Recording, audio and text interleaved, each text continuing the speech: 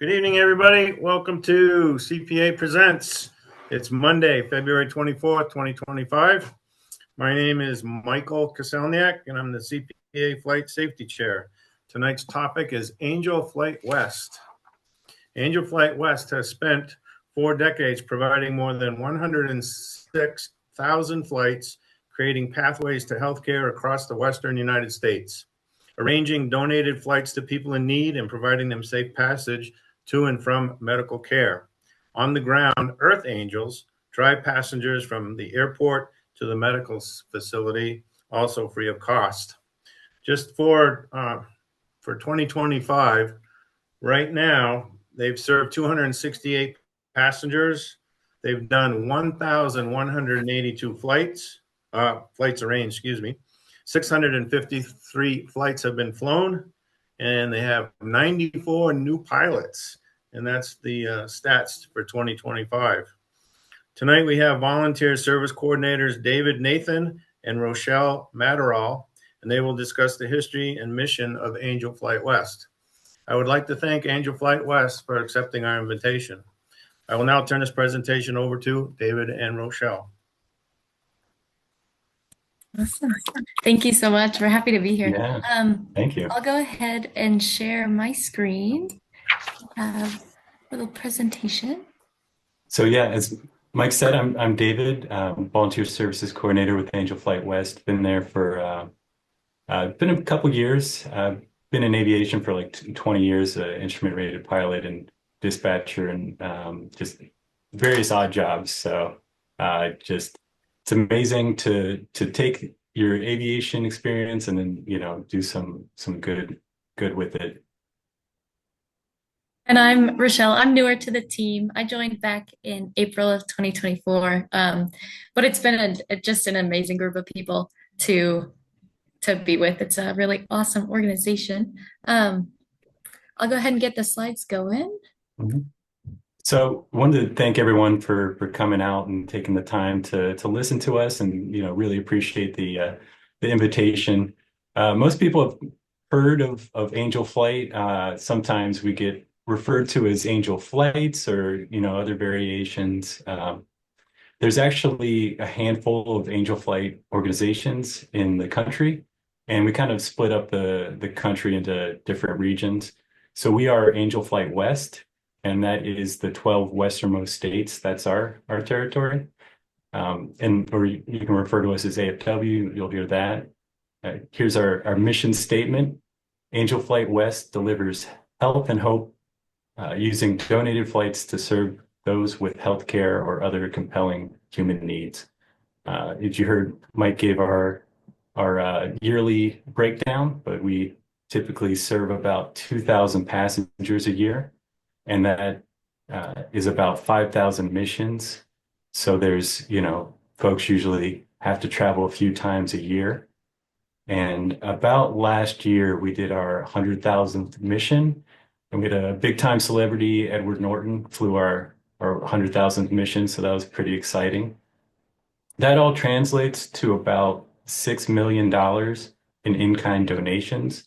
So you think about, you take all those flights and then figure out how much it costs per hour to operate, and that's where we get that amazing number. And that all comes from our volunteer pilots. We have about 1,800 volunteer pilots across those 12 states, about 200 in Colorado, and so it all comes together to make sure that people in need can get where they're going without any cost to them.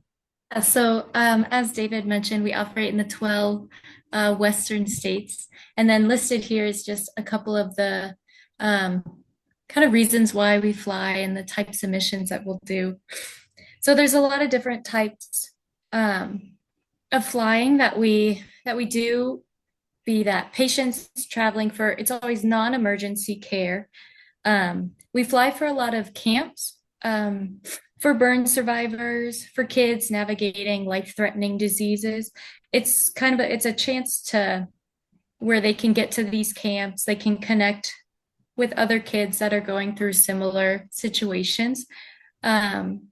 We fly for survivors of domestic violence, for veterans, disaster relief, any other compelling need, anything that wherever we can help by removing that transportation as a barrier, and just helping folks get to the healthcare that they need. So this is the kind of who we are. This rectangle here is our fleet of aircraft. You can see the big squares, rectangles on the left. That's the vast majority, or what you might expect, is Cessna 182s, 172s, it's Cirrus, Bonanzas, Piper, Cherokees, and then you can see some of the smaller ones. We have some 210s, Malibus, and then even some Pilatuses and TBMs. And then on the bottom right, you can see they get really small, and you can't even read the names. But this just kind of shows the diversity of aircraft. And if you look at the picture as a whole, I think we have like a nice little section of it kind of represents the greater GA community. So just like anything aviation related, safety is one of our priorities as well. And a lot of things can come up with volunteer flying, kind of like get their itis. Volunteers want to make sure that they get them to help. But you're never obligated to fly a mission. So we understand weather happens, maintenance comes up. All passengers have a backup plan in place just in case a mission has to cancel. So we provide non-emergency transportation. So there's never going to be a reason that you'd have to fly for that medical emergency, anything like that. We ask that you really stick with your safety minimums, whatever you're comfortable with, any type of flying that you're comfortable doing. So you can always cancel. You never have to worry about, oh no, I'm going to have to cancel this flight. That's never an issue. We also have a safety team with just so much aviation experience, and they're a really good resource if you just have any questions, if you just want to talk with somebody more about what it means to do volunteer flying and kind of any of the safety parameters that come with it. And then here's just a short video about one of our passengers. So I love the flights where I have a child on board, but they tend to be emotionally a bit more taxing. Flying with a dog on a mission was a first for me. Miles has always been a really tough kid. He never complained about anything, and he's the life of the party, happy. In September of 2020, he started with these debilitating headaches. He'd wake up in the middle of the night screaming. The doctor came in and started looking at the images, and they said, your son has a brain tumor. When your child is diagnosed with cancer, you're fighting for their life, but you're also fighting for their spirit. Angel Flight has allowed us to capitalize on our time together. The fact that Angel Flights and the pilots have allowed Charlie, his service dog, to come with him has been instrumental in preserving his spirit. She's always been calm, always laid down by my side everywhere. And whenever I wasn't feeling well, she'd always curl up in my lap. She's helped me a lot with my IVs. She's just a miracle. We live in Northern California in Siskiyou County, and we live in a very rural community called Scott Valley. So access to healthcare is limited. It's a 10-12 hour drive to Seattle.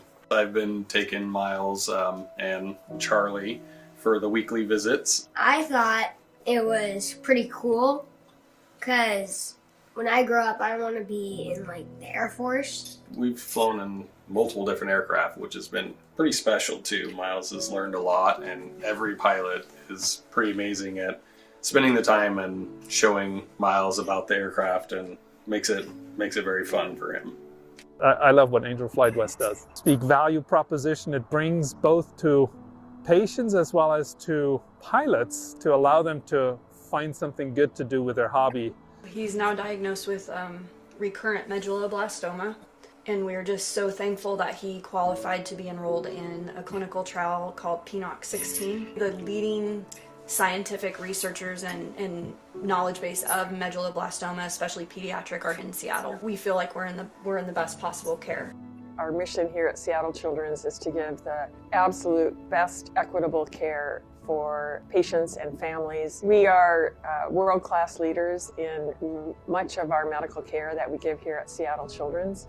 We're on the forefront of some amazing research innovations and have really advanced care and cures in children across this country. Thanks to Angel Flight, we have several hundred patients that come to Seattle Children's each year, and now several thousand over the life of our partnership. You really just have to hear the stories of what a difference it makes for that patient and family that know that they really need to get to Seattle Children's, but may not have the opportunity or the resources to do it. And so what Angel Flight allows them to kind of take that part of their concerns away and make sure that their kids have access to the best care possible. I enjoy flying. It feels like my comfort zone when I'm in the air. When I'm flying home, it feels amazing once I'm done. Like before I get all nervous and stuff, and then after I feel all good and I'm ready to go home. We're usually home by dinner time.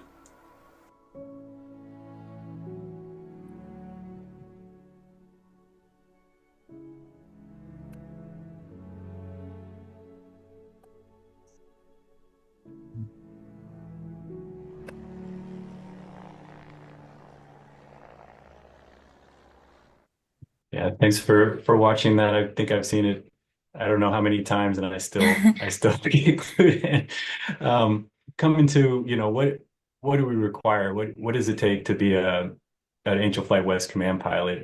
The biggest requirement is the 250 hours PIC. It's not total time. We're looking for a 250 PIC, and that can be waived if you have a commercial license. And then with that, we also want to see 75 hours of cross-country flying. And then beyond that, just, 18 or older and be current and insured. So yeah, what are the benefits? We are a, nonprofit, and this is charitable flying. So what that means is everything that goes towards the flight, the cost of the aircraft, the total of the rental.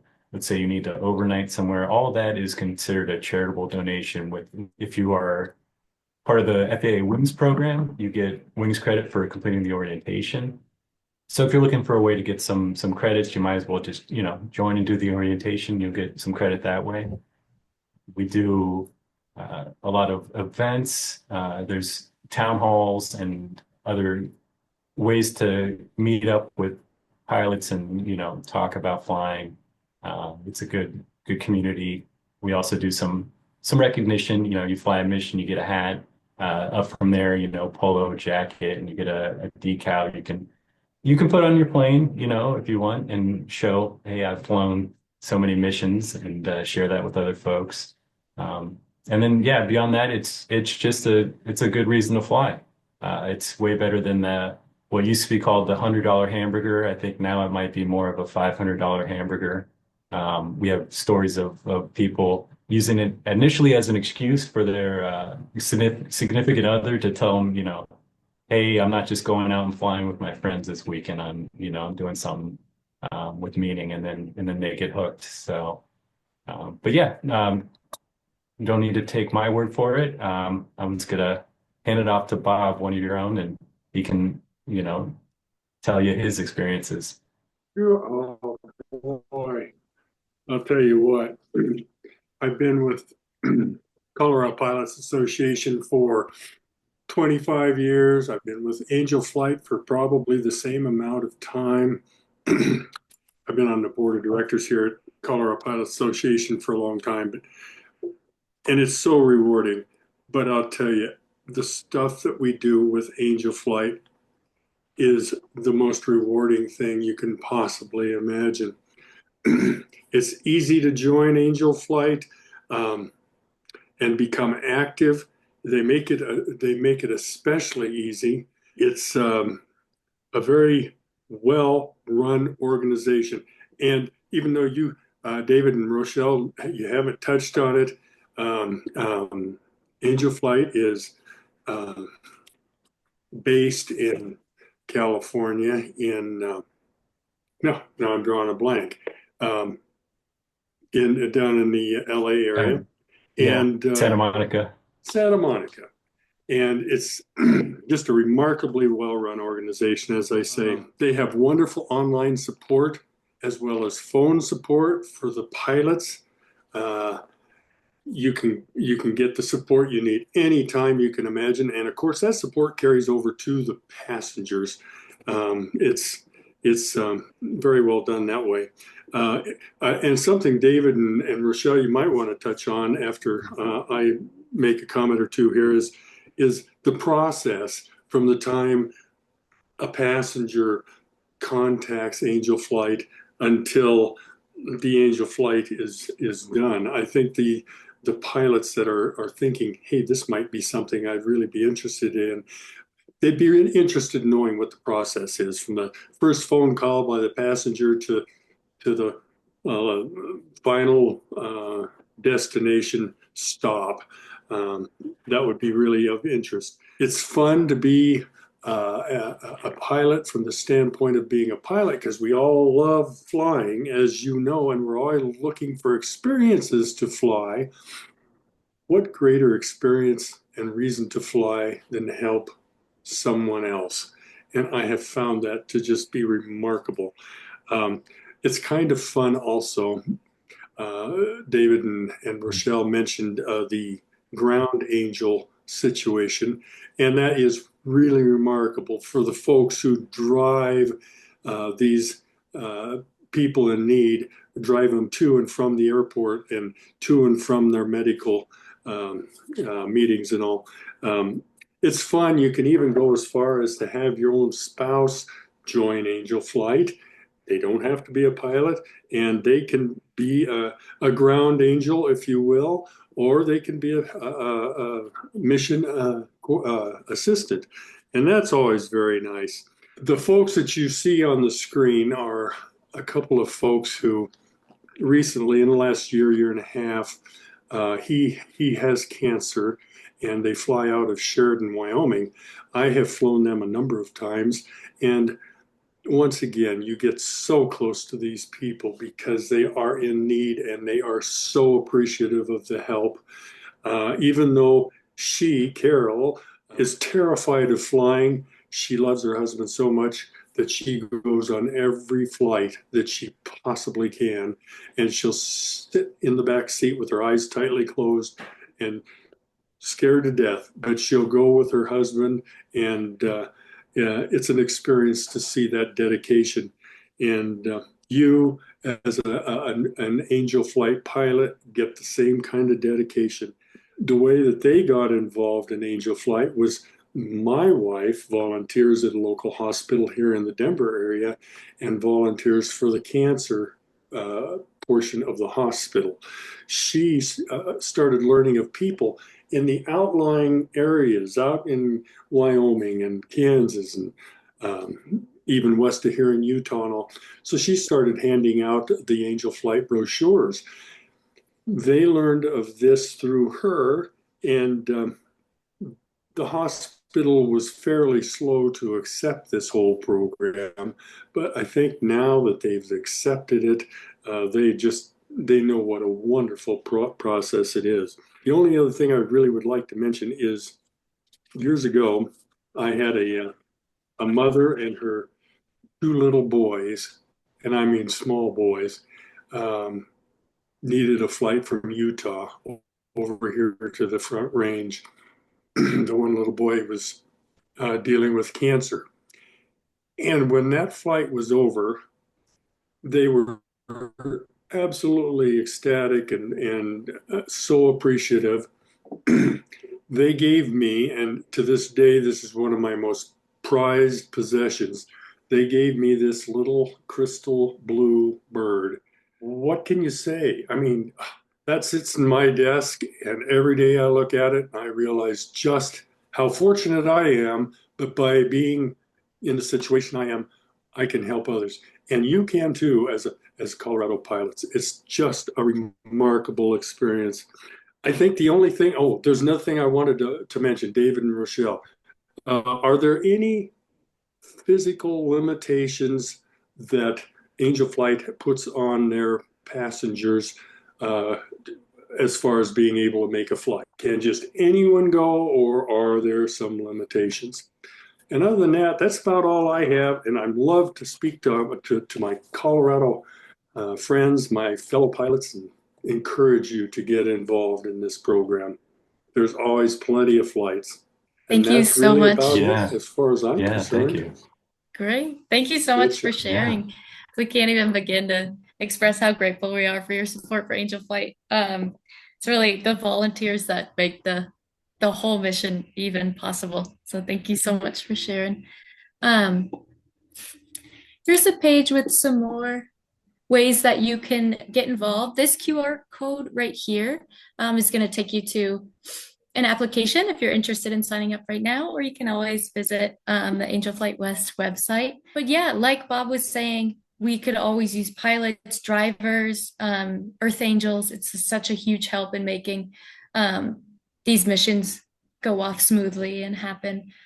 Other ways to donate is financially. A nonprofit, we can always use the financial help, but also if you ever want to donate Alaska airline miles, that's a huge help to make backup flights happen for folks if they can't afford the commercial travel.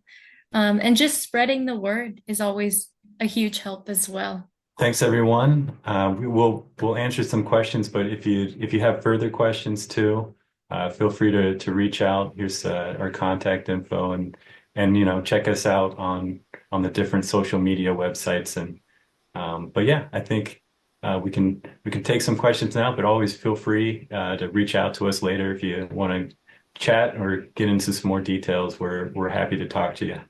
We didn't get any questions in on the chat, but I got a couple. What's the aircraft limitation for volunteering? I'm thinking specifically, do you need to have a certified aircraft, or can you use experimental? Yes. So that it does come up a lot, and we actually have a safety committee that just recently reviewed it. It does have to be certified. We can't. You can join and operate as with the experimental, but you're limited to the non-passenger flights. So that would be like, yeah, cargo and blood. I believe it really just comes down to our insurance provider. Making that requirement. So yeah, unfortunately, you can't fly passengers with the experimental. Nope, that's understandable. Mm-hmm. Mike, I didn't know if you had any questions. This is Mike Kosoniak. A couple questions. Can you use helicopters? Yeah. You can? Okay. Yeah. Simple answer. I mean, typically, the passengers are, depending on the distance and if it's feasible.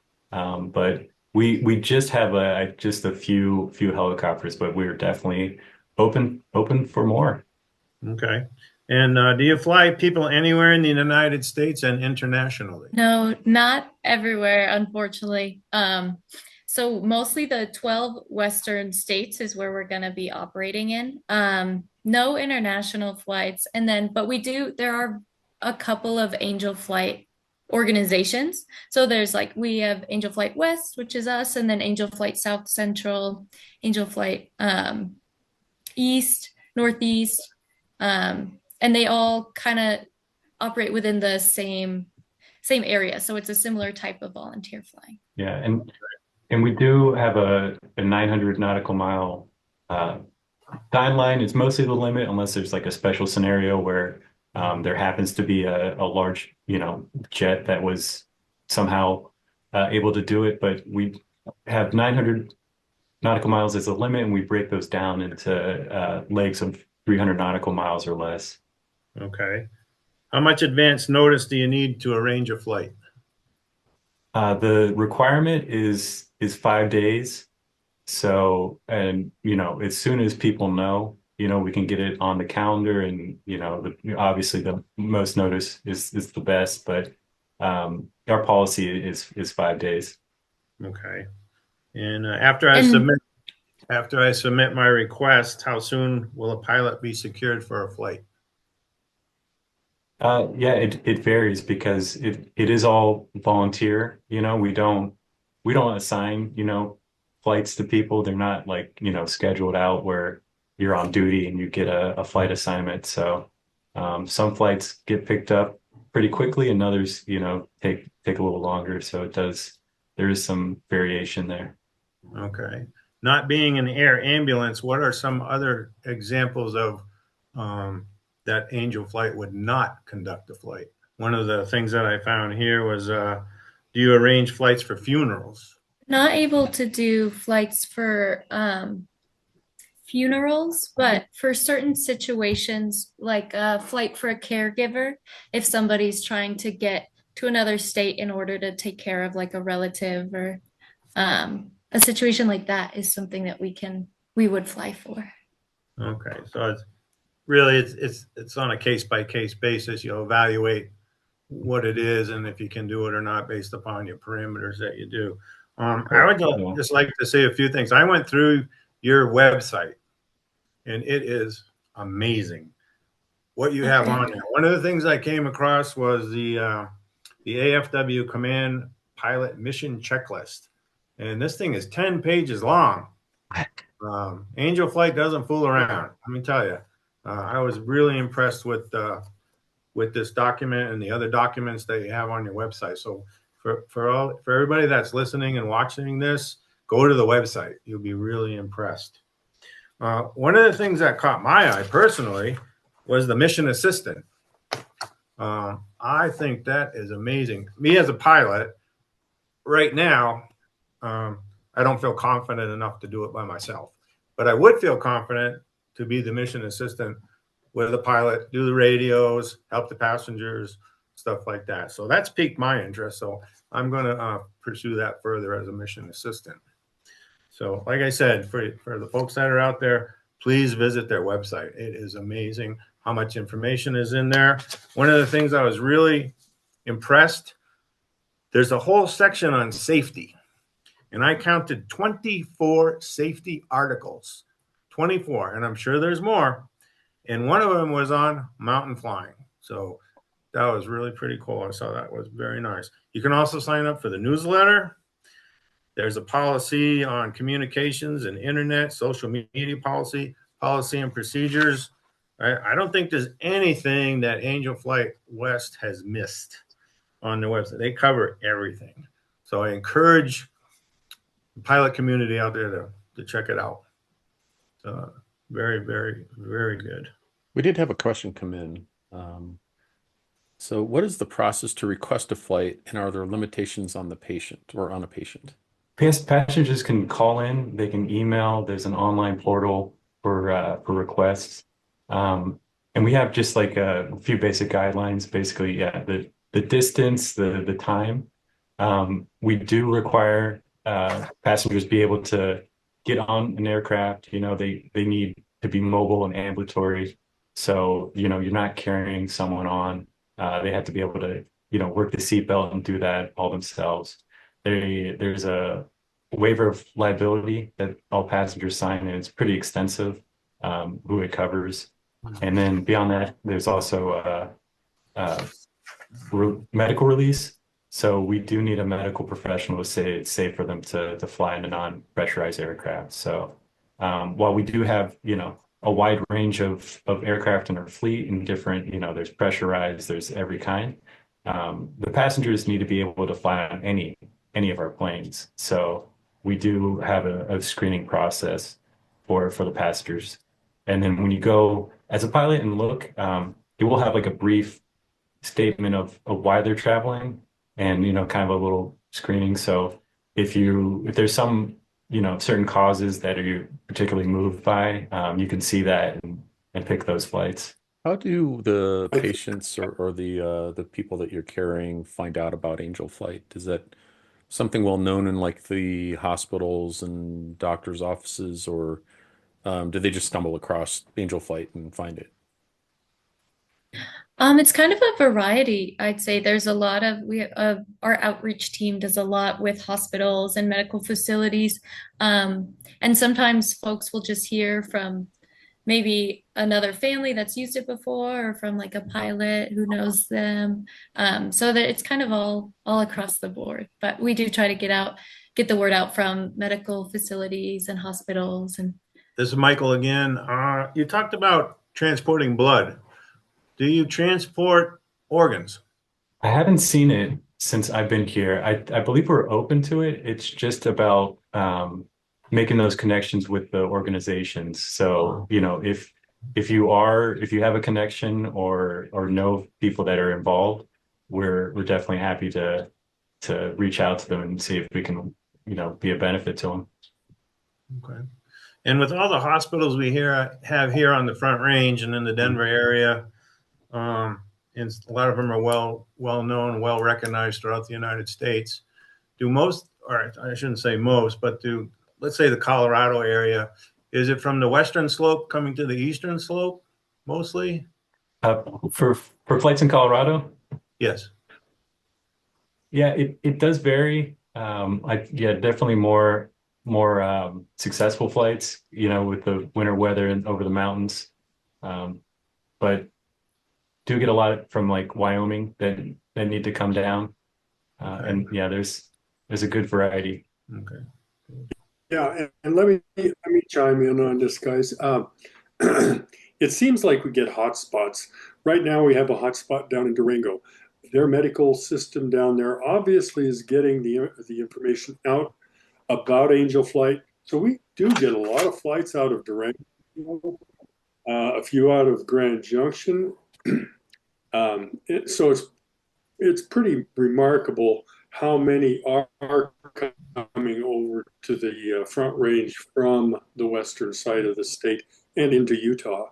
So that's of note. And something else I wanted to mention, it's very important for these folks who are considering being a pilot for Angel Flight. Angel Flight is very good about customizing your profile. If you don't want to fly any flights longer than 150 nautical miles one way or two ways, or you don't want to fly on weekends, but you will fly on weekdays, you can customize all of this, and they encourage that. They want you to be a pilot that feels comfortable with the process. And so even though, like Mike says, they've got so much covered in their website and all, and they do, it's so comprehensive, it's wonderful. Don't let that be imposing to you, because this group of people they're just remarkable group of people, and they're instantly your friends once you contact them, and for any reason, whether you're a passenger or a pilot. And so don't hesitate, even if you have questions. They just will jump on it like you wouldn't believe. yeah, thank you for bringing thanks. that up. The pilot preferences is a huge part of it, because we want to make sure that it can work for your schedule. So you can put in any kind of minimums that you have for your aircraft, weight limits, runway lengths, whatever you're comfortable with. And then that's what will be taken into account when you can look for missions that are gauged off of that info. This is Mike again. I might have missed it, but when I went into your volunteer section, and I started, if you want to sign up for be a pilot or be a driver, but I didn't see any sign up to be a mission assistant. Did I miss it in there? No, you haven't missed it. Yeah. But Okay, I just got to go deeper into the whatever you want to call it, because I don't want to volunteer to be a pilot, but I wouldn't mind volunteering to be a mission assistant. So I will look into that a little bit. If I have any questions, I'll give you a ring. Any other questions from the folks attending? Well, that was part of the question that I had about where most of the flights come, because I'm based out of Centennial. I don't own an airplane. I'm part of one of the clubs here in Centennial. And I look at this okay, everybody's coming into Centennial because it's close to Denver, and that's where all the great hospitals are on the Front Range. But where would somebody, or I guess, how many flights go out of Centennial to other places? I guess that's a question. You know, Mike, on our website, I believe I have that information. Oh, wait, it says here mission stats from January 1st, 2022 to October of 2023. They had 238 mission counts, 30 or 99 unique passenger count, and 74 unique pilot count. So if I compare that against BJC, ask and you shall receive. Well, and Brian, what you're bringing up is interesting. Angel Flight does not restrict you to specific airports by any Oh, means. sure.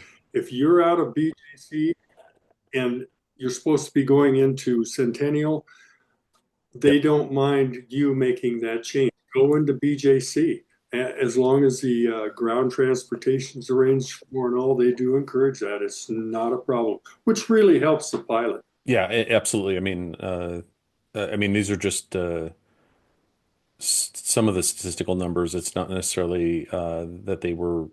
There's no requirement of the airport source or destination. It's just the uniqueness to that particular airport.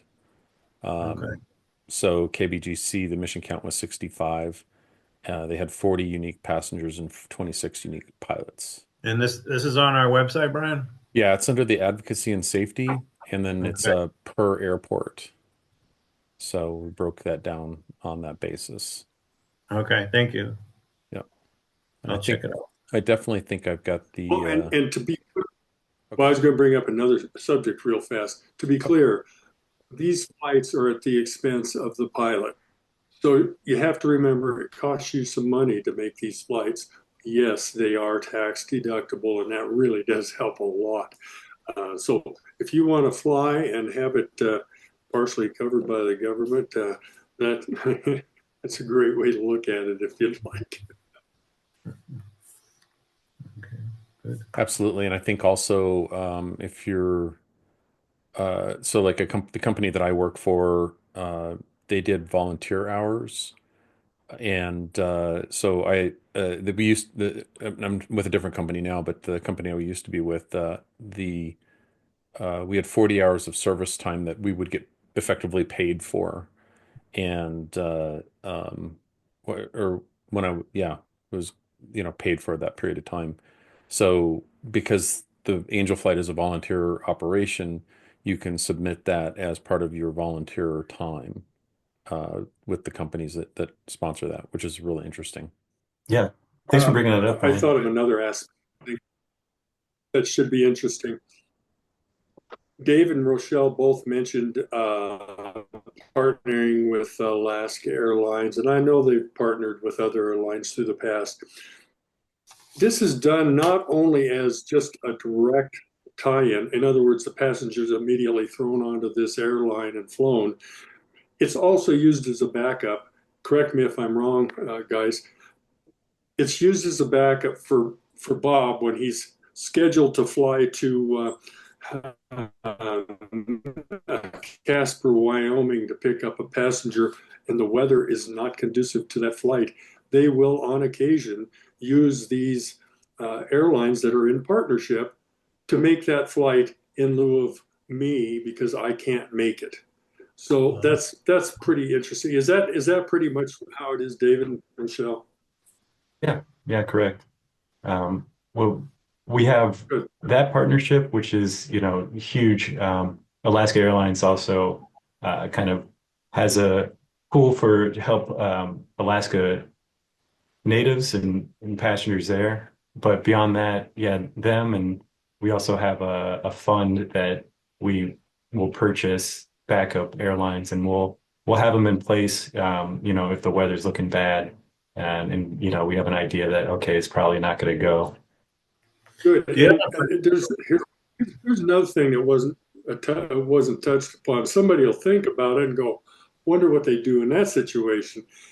You have a flight that's, say, 500 miles one way, and Angel Flight breaks it up into two legs, two 250-mile legs roughly. You are tasked as a pilot with contacting the other pilot and saying, hey, George, what time will you be at the meeting place at the Midway Airport? And you do all of that coordination yourself. It's really easy, and it works quite well. So you will be tied into these multi-leg missions on occasion. So it's just one more aspect of it that, to be aware of. And it's kind of neat because you meet some great people that way. Also, on that topic of the multi-leg, if you see a multi-leg mission, you can, and if you have the aircraft like equipped for it, if you'd like to get both legs, but you see that one's covered, you can always give us a call and ask about it, to see if you could just take the whole trip. Because sometimes one leg will be covered, but one leg may not be able to be covered, and sometimes they have to cancel. So if you ever want to, if that's something that you would like for your flying, you can always give us a call and we can chat about it. I don't know if you can answer this question, but what is there a percentage? I don't know if it's the right question to ask, but what percentage of flights where you take somebody to a destination and return them the same day? Say maybe 1 out of 5 or less. It does come up, and it depends on the location. You know, if it's a long distance, it's just not possible, because it's a lot of flying. So there's a lot of 2-day trips. But yeah, maybe I'd say roughly 1 in 5. Okay. Yeah. So rarely do you as a pilot find yourself tasked with going to Salina, Kansas, bringing a passenger here, and then later that day, unless you choose, flying that passenger back to Salina, Kansas, or it's totally up to you. Normally, I think most of these flights are just a one out and back thing. Someone else will pick up the return trip, for example. So it's easily done. All right. Anybody else on that's watching this have any questions? The floor is open. All right. Okay. Well, thank you very much, everybody, for attending today's CPA Presents. I appreciate it, and thank you to David and Rochelle for sponsoring this, and Bob, thank you for your input as well. And again, I urge everybody to check out the Angel Flight West website. It's amazing, and I'm definitely going to pursue the mission assistant. Thank you, everyone. Appreciate it. Thank you for having us, Yeah. everybody. Thanks so much. Thank you. See you soon.